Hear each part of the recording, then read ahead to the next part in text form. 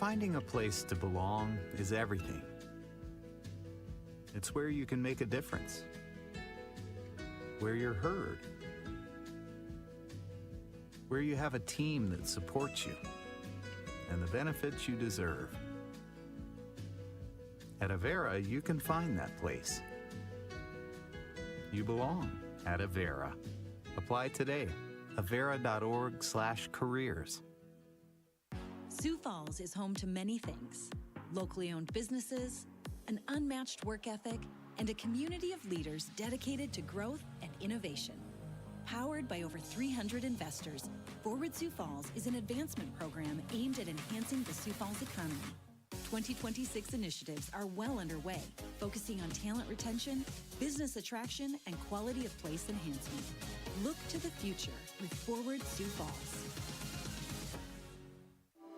Do you want to shape and lead the future? Walk with us.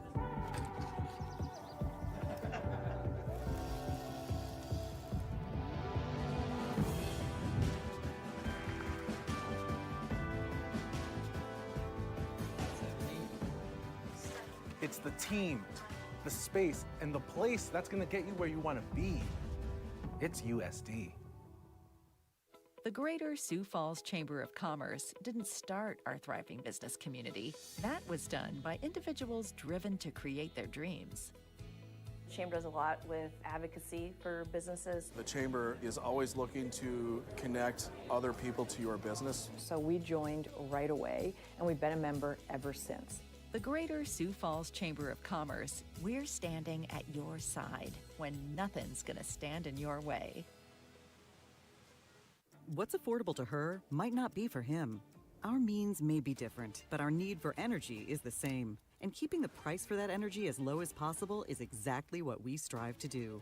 It's what we've always done. Investments made 10 years ago have kept prices nearly unchanged. Investments made today will help keep prices predictable for the future, with energy that's cleaner, reliable, and affordable for all. An energy future that's American-made. Mid-American. Obsessively, relentlessly at your service. In a world where life moves quickly and education comes in many forms, we believe there is still value in personal relationships, affordable, quality academics, and a supportive, Christ-centered environment. As the University of Sioux Falls looks to the future, we embrace what makes us different. If you're looking for a transformational experience, there is a difference. And that difference is here. Here, we believe in doing good, even in small ways, in ways nobody sees and only a few notice. We do good in all the details. Through all the difficulties, we do good with every appointment, every conversation, every treatment. We do good for every person, because no matter what we do here, we're making a difference, and it takes all of us to change somebody's life. Now think of all the good you could do if you join us. There's something special about the people of Sioux Falls. It's home to go-getters, cultivators, and doers. Sioux Falls is a place where you can pursue your life and your purpose. You can slow down with your family or pick up the pace of your professional growth. It's that hard work, small town feel, close to the land, know your neighbor, endless possibilities that bring people here. Find out for yourself what a difference this state can make. Visit SiouxFalls.com/work, where over 40 of Sioux Falls' top businesses are hiring right now for people like you. The #1 city for best small places for business and careers according to Forbes magazine, Sioux Falls. Work Sioux Falls. ZipRecruiter's #3 hottest job market, Sioux Falls. Work Sioux Falls. Over 40 businesses are hiring right now. Work Sioux Falls. That's why the Sioux Falls Development Foundation created Work Sioux Falls, a local resource that gives job seekers an inside track to jobs that are open right now. Work Sioux Falls. See the difference a local company can make in your career. Visit SiouxFalls.com/work.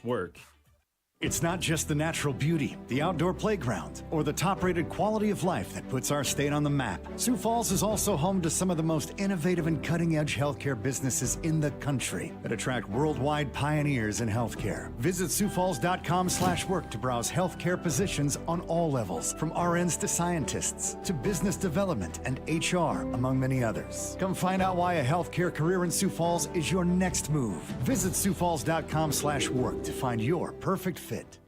If you're ready to grow your career with the right company, Sioux Falls is the place to be. Sioux Falls is home to some of the fastest growing manufacturing, healthcare, and financial institutions that have their footprints all over the world. Be a part of something special, something growing, something that makes your short and long-term career goals possible. Sioux Falls businesses need you. Visit SiouxFalls.com/work to learn more about over 45 businesses hiring right now. That's SiouxFalls.com/work.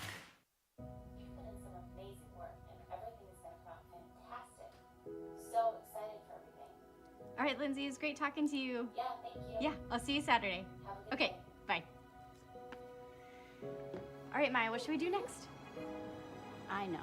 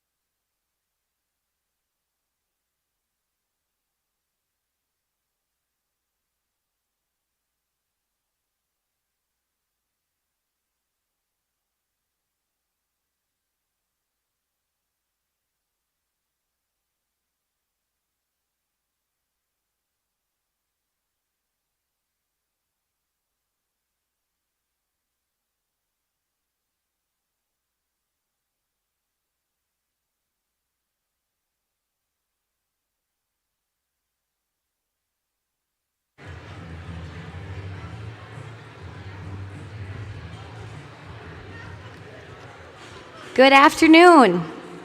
I'm Ashley Winger-Slaba, Sanford's Senior Vice President over Employee Experience, Education, and Workforce Relations. Employees are Sanford's most valuable asset, and that is why Sanford implemented a formal Working Flexibly program several years ago in the wake of COVID to help improve employee experience, retention, and employee well-being. Like many organizations, post-COVID, Sanford suddenly found itself competing on not just a regional level, but a national level for many roles. And suddenly, working flexibly became a differentiator. This was particularly true for new generations in the workforce, such as Gen Z, who were looking for a job that fit into their life versus the opposite. Sanford's program and policy set forth consistent guidelines for helping leaders manage employees wanting to work flexible, non-traditional schedules, hours, and locations. While working flexibly wasn't feasible for every role, Sanford encouraged its employees to work with their leaders to explore the spectrum of options available to them. For example, a nurse in a particular department maybe couldn't work remotely at the hospital, but they potentially could do 6-hour shifts or explore a job share. Guiding leaders through that change to have partially and sometimes fully remote and flexible teams has been an evolution, and it takes different tools and skills to monitor productivity and performance for remote workers, let alone engage them in meetings and company culture in a meaningful way. I'm really excited to have Dean Barker here today to talk to you all about his own personal experience working remotely. Dean co-founded Blend Interactive with Carla Santi roughly 20 years ago, before selling his company shares and moving to work remotely. Dean currently serves as Vice President of Digital Transformation for Valtech and has authored several books on the digital marketplace. Please help me welcome Dean.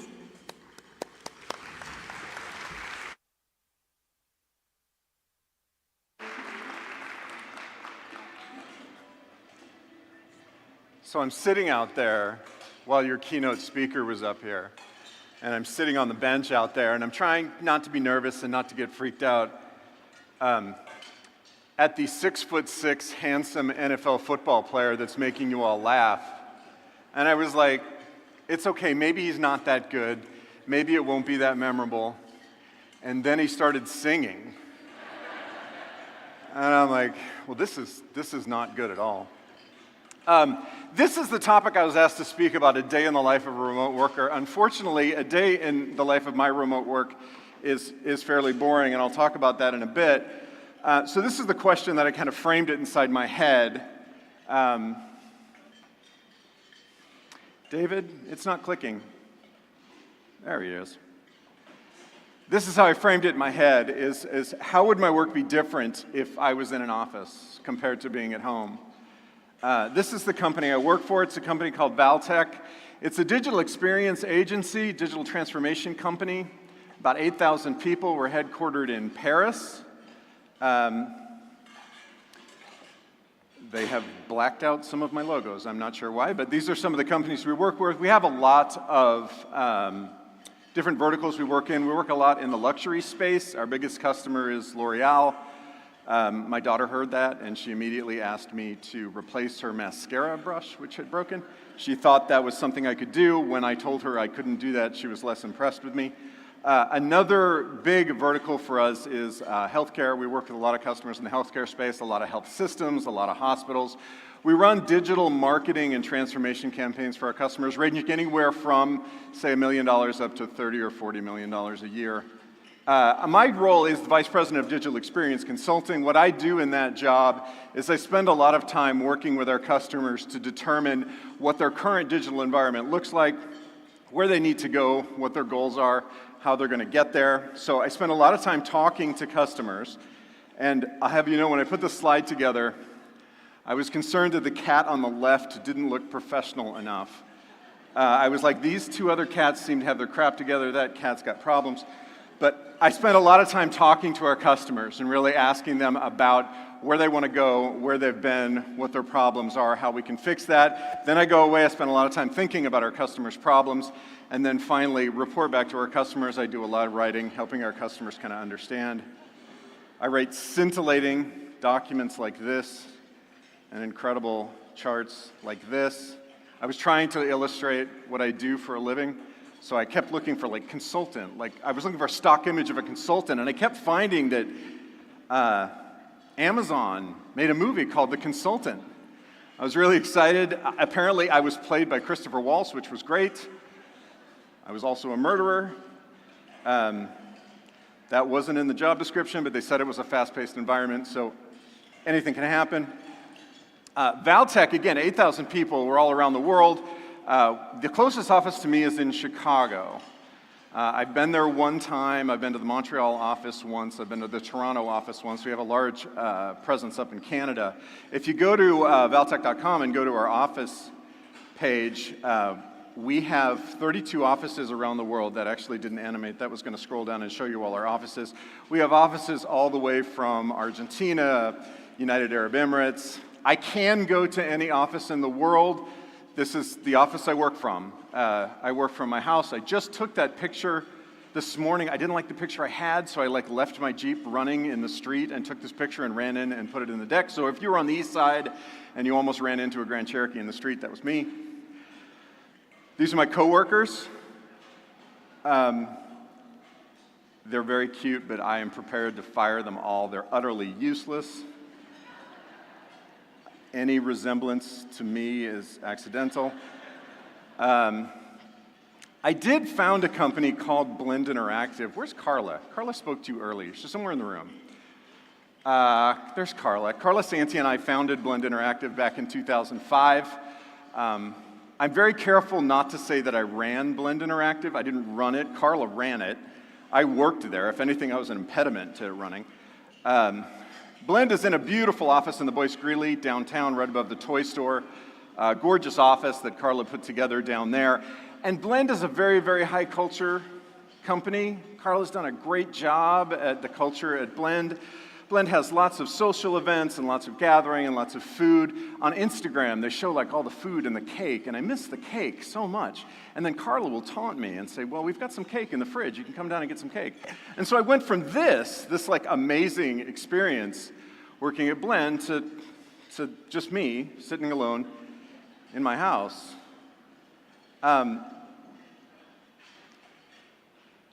The business world kind of celebrates the meeting culture, right? They celebrate collaboration.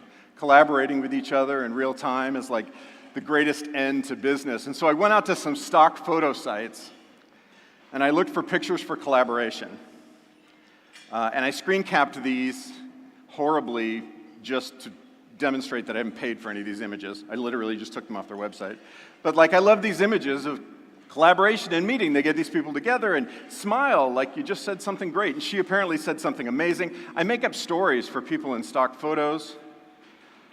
This guy with his back to the camera just said something really funny. They're both laughing at it. The woman on the left is looking at that guy. That's her ex-boyfriend. There's some issues there. I love stock photos because I think stock photos tell us a lot about the human race and really what resonates with us. And I'm including this just because I think it's funny. It has very little to do with what I'm talking about. But I love this one when you're trying to eat your salad, but it just keeps making jokes. What is it about women laughing while they're trying to eat a salad? This says something about the human race, that we literally have a genre of stock photography for women laughing while she eats a salad. I spend a lot of time on Zoom calls. Those images before of people standing in meetings, those are fantastic. That's not my reality. My reality is something like this. I went out. They do have stock image photography for Zoom calls. I thought, oh, this is great. Look, they got all these people to smile on a Zoom call. And then I zoomed in, and these are AI-generated people. They're not actual people. I looked through each one of these. They're AI-generated people that they glued together to make a fake Zoom call for their stock image. I thought, well, that's not good. I'm going to go out and find a real stock image of a Zoom call. I did find this one. You zoom in on this one, it's maybe a little less glamorous than the one before. This pretty much fits all. I don't want to call this lady out because she's a real person, but her name is Nell. And I thought, oh, that looks like a Nell on a Zoom call. The fact is, employees in general love remote work. It's certainly not going anywhere. People who work remotely very much claim to love it. Buffer did a survey. They asked, would you like to work remotely at least some of the time for the rest of your career? And 98% of the people said yes. They asked the same group of people, would you recommend remote work to other people? Again, 98% of the people said yes. Employers, on the other hand, they like remote work maybe a little bit less. I looked for some studies on how employers relate to remote work. I found this one, which is interesting. On this one, the yellow lines are the employees who are working remotely, and the red lines are the managers. And you can see this asks people, what do you think is the impact on your productivity from working remote? And you can see the red to the left are employers thinking that it drives productivity down. The yellow to the right are the employees who say it increases their productivity. There have been a lot of studies, and I went looking for them, and I actually found that most of the studies about productivity and remote work drill down to the same study. This was a study done by on an Asian IT company. And if we zoom in on that, it said that productivity fell 8 to 19% for remote workers. It's a little misleading because what it doesn't say is that remote workers worked more hours. So this is on an hourly basis, their productivity fell, but they tended to work more hours. So it's sort of balanced out. Interestingly, this study gets cited a lot.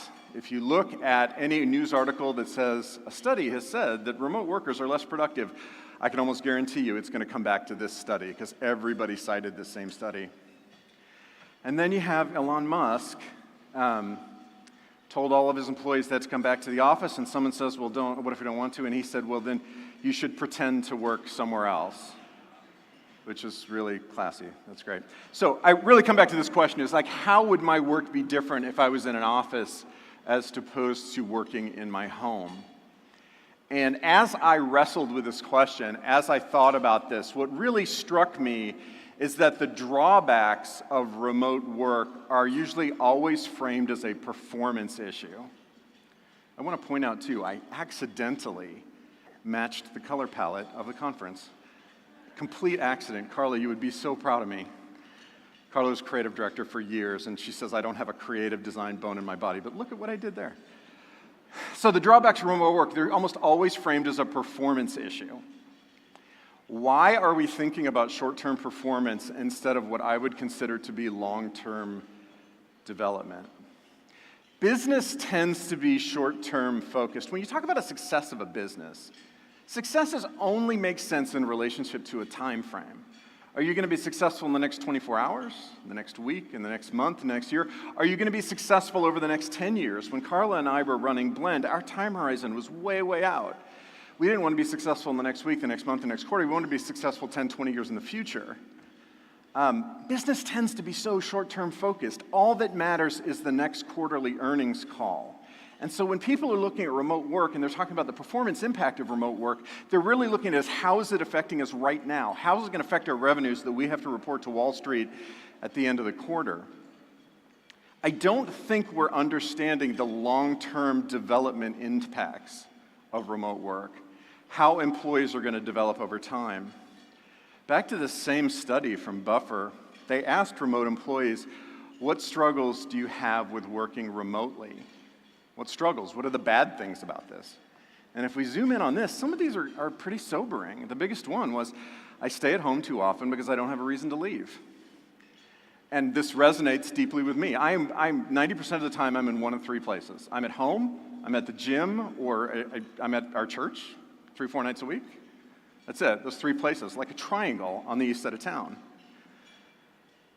22% said they're not able to unplug. If we go back to that study I talked about previously, performance, productivity by hour dropped from 8 to 19%, but they worked something like 18% more hours. I built a library in my house. When I sold my Blend 5-6 years ago, I sold to my partners. The check that I got was very nice, thank you, Carla. My wife forced me to buy something, so I built some custom bookshelves. I built a library in my basement, which I'd always wanted, and I love it. I have about 1,300 books, but I work in there all day. And at the end of the day, I don't want to stay in there. Would I love to grab a bourbon and sit there and read in my library, which I've wanted my entire life? Yes, but I'm staring at my desk and my computer that I work at 9 hours a day, so I really want to get out of there. It's hard to unplug. You're always available. 16% said they had difficulty focusing. You know, you've got to do that PowerPoint presentation, or you can go put a little laundry in, or you can go like mow the lawn. Sometimes that works in my favor. Sometimes I really need to think through something. I'll go like mow the lawn and process it and think through it. But you have difficulty focusing. There's a lot of things going on at home that kind of tear your focus away.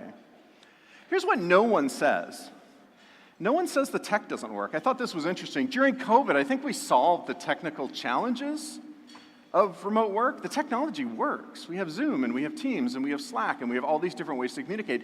No one is complaining the tech doesn't work. The reality of working from home for a lot of people are things like increased rates of anxiety and depression. This study tracked usage of antidepressants among people that worked from home, and there's certainly no stigma and nothing wrong with being on antidepressants, but it is markedly higher among remote workers.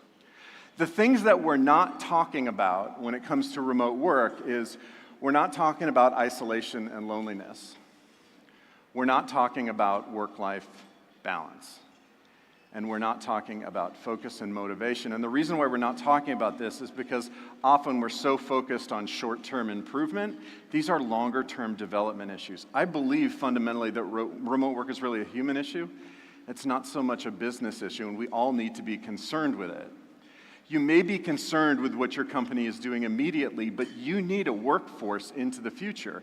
You need a workforce in 5 years, in 10 years, and in 15 years. 10 years from now, what amount of development will have changed because a lot of people are working at home? I think a drop in performance and increase in isolation is just what we can see now. It's just what we can see right in front of us. 10 years from now, when you're interviewing people, what systemic changes will you see in how people approach their work because they've spent the last 10 years working alone at home? And one aspect of that really hits me is with remote working, we've really lost the gaps. Business does not like gaps, and we're starting to drive the gaps out of our work. And there's an enormous amount of positive human and professional development that happens in the gaps. This is a really great book by Shelley Turkle. She's a researcher at MIT. She wrote this book, Reclaiming Conversation. It was about the effect that technology has on us, and especially on adolescent teenagers. She posited in this book that interactions between adults are usually always either one, goal-oriented, meaning I want something from you, so I come to you and we set up coffee, or they're incidental. We happen to be in the same place at the same time, so we have a conversation. It's that second one that I think that we're damaging in the workplace with remote work. We are removing incidental contact. There is no incidental contact when working remote. There's none.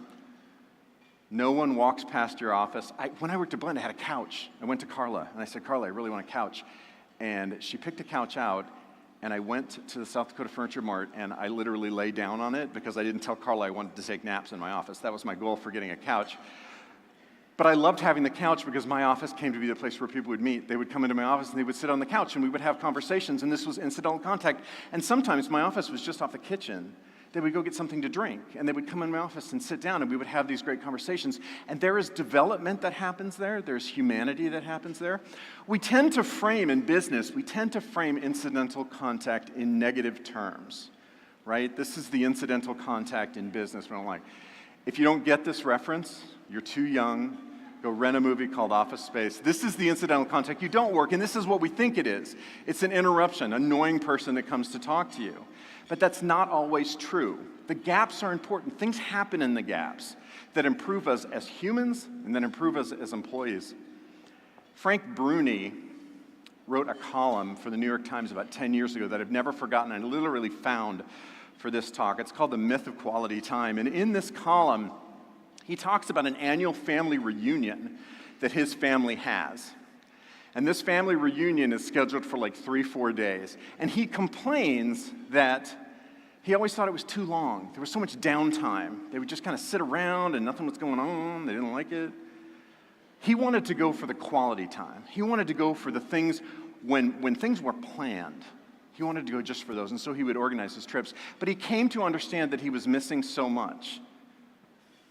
He started to go to these family reunions for the entire stretch, even the downtime. And he wrote this, which I'm going to read at length.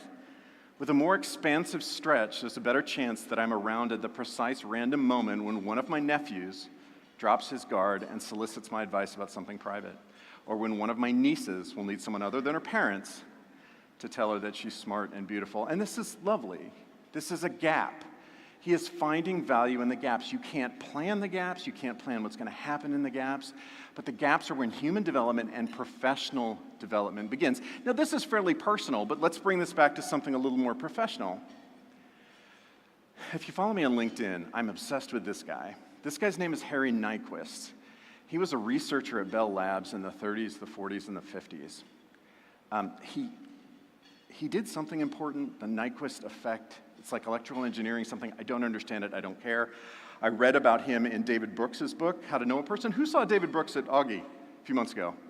Boy, that was great. If you saw him, this is just a lovely book, How to Know a Person. And then The Culture Code. These two books talked about the value that Harry Nyquist brought to their organization. He's known for something, like the Nyquist effect or something. He has a bunch of patents.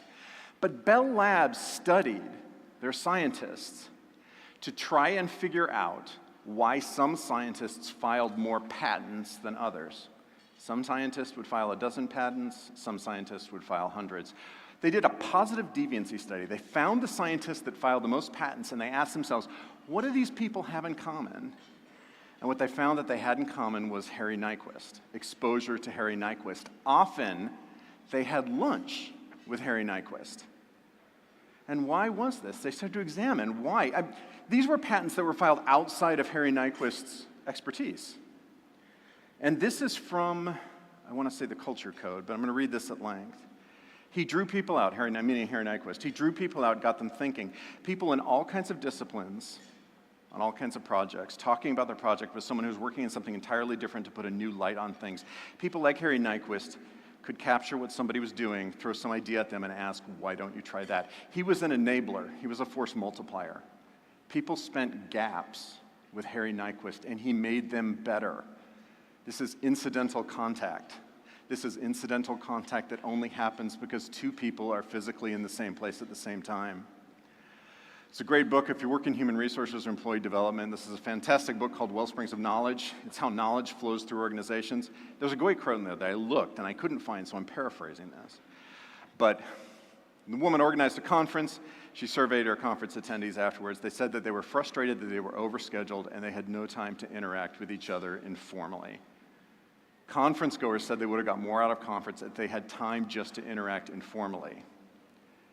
I say this while I'm preventing you from having conversations over lunch. These are the gaps. The fact is we're losing the gaps, and I am concerned what effect that is going to have on the long-term development of our employees. And I'm worried about, I don't want to be paternal here. I know there are a lot of students in the room, but I'm worried about the long-term development effects this is going to have on younger people in their 20s. If I graduated from college at 22 and went to work alone in a room for 10 years, what kind of employee would I be? What would I have learned? There's no question that remote and hybrid working are here to stay. I stripped out the attribution of this, and I'm sorry, but this was a study they did across the world. These were the results for the United States, but every country was similar. 20% of the people say they never wanted to go to an office. 20% of people said they always wanted to be in the office. The middle 60% said they wanted some kind of hybrid setup. They wanted to go to the office sometimes. And I maintain this is humans desiring the gaps. We're desiring incidental contact with other people. So the question we have before is the biggest thing that you need to figure out is how do we get better at remote working? Remote working, the problems with it have been framed as short-term performance problems. If we lift that off, we might find that the real problems are long-term development issues. I've been reading a lot about optimization. These 3 books are great, Optimal Illusions. Messy, The Power of Disorder to Transform Our Lives. And A Perfect Mess, The Hidden Benefits of Disorder.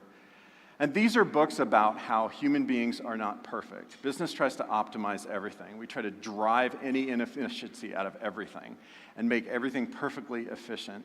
But humans are not perfect. We often don't operate on schedule. And these books talk about the fact that sometimes a little bit of mess, a little bit of inefficiency, a little bit of time sitting on a couch in somebody's office while you're drinking a Diet Coke, talking about something that's been on your mind, can have enormous impacts in professional development over time. The biggest challenge to managing remote work, the biggest challenge for everybody in this room, is really finding a way to make it more human. I'm going to finish up by returning to Bruni. He writes, people tend to not operate on cue. At least our moods and emotions don't. We reach out for help at odd points. We bloom at unpredictable ones. The surest way to see the brightest colors and the darkest ones is to be watching and waiting and ready for them. And we need to find a way to do that and reconcile that with both remote and hybrid work. I'm on LinkedIn. I would love to connect with you. Again, this is my company. If there's anything we can do with that, I would love to have a conversation with you about it. Thank you very much.